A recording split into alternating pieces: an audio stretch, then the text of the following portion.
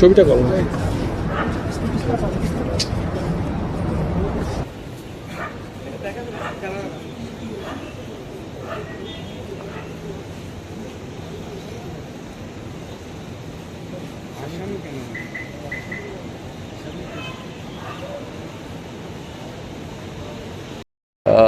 घटना देखिए ऐसा है कि ये हाइड्रोपोनिक वीड जो एक तरह का गांजा है थाईलैंड में जो कि लीगल हो गया है, वो काफ़ी आता रहता है और देश भर के हर एयरपोर्ट पे हम लोग पकड़ रहे हैं। कल रात को भी हमने एक पैसेंजर को पकड़ा और तकरीबन पिछले साल में अगर देखें तो 417 किलो हमने ये इस प्रकार के गांजा को हमने एयरपोर्ट पे, कलकत्ता एयरपोर्ट पे ही सीज़ किया है, 417 किलो। और पूरे इंडिया में देखें तो हज़ारों किलो की तादाद में ये हाइड्रोपोनिक वीड और जो मेनली थाईलैंड से आता है उसको हम पकड़े। तो ये कल वाला पैसेंजर जो थे वो कहाँ से आ रहे थे? थाईलैंड से आ रहे थे और उनके पास करीब 800 ग्राम का गांजा था और बहुत ही एक नायाब तरीके से उन्होंने छुपा रखा था एक चाय के डिब्बे में, जिससे कि बहुत मुश्किल हो जाता है हमारे ऑफिसर्स को ये पता करना कि इसके अंदर, क्योंकि जो एक्सरे इमेज आती है वो काफ़ी सिमिलर रहती है। तो ट्रेंड ये देखा गया है कि ज़्यादातर वो खाने पीने के सामान में, चाय में या सब्जियों में मिला के ले आते हैं, जिससे कि वो हमें इवेट करना चाहते हैं। लेकिन हम सतर्कता बरतते हुए उसको पकड़ते हैं और जैसा मैंने बताया 417 किलो हम पकड़ चुके हैं। तो प्राइस कितना है? कल कितने थे? प्राइस मनी कितना है? प्राइस इसका तकरीबन इंडियन मार्केट में, इसका देखिए अलग अलग वैरायटी होती है और सबका प्राइस अलग होता है, लेकिन अगर एवरेज पकड़े तो करीब 35 लाख किलो यहाँ पे इंडिया में इसकी वैल्यू रहेगी और थाईलैंड में ये उससे काफ़ी सस्ता है और यहाँ पे प्रॉफिट मार्जिन है।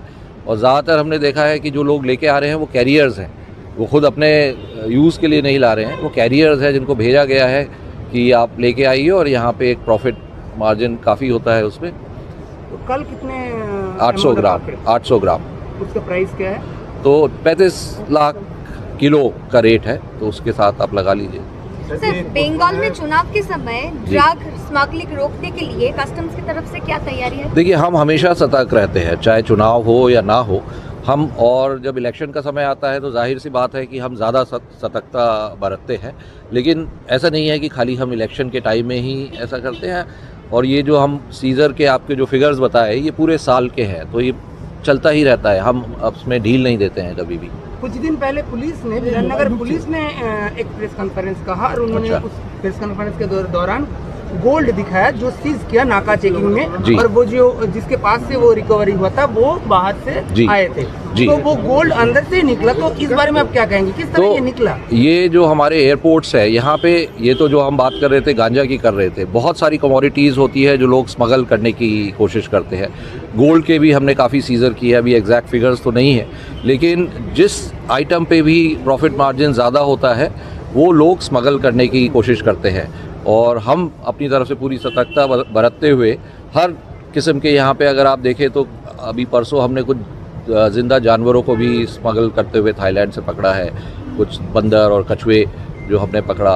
गोल्ड एक हमेशा से ऐसी कमोडिटी रही है जो लोग स्मगल करने की कोशिश करते आए हैं, क्योंकि उसमें भी प्रॉफिट मार्जिन रहता है।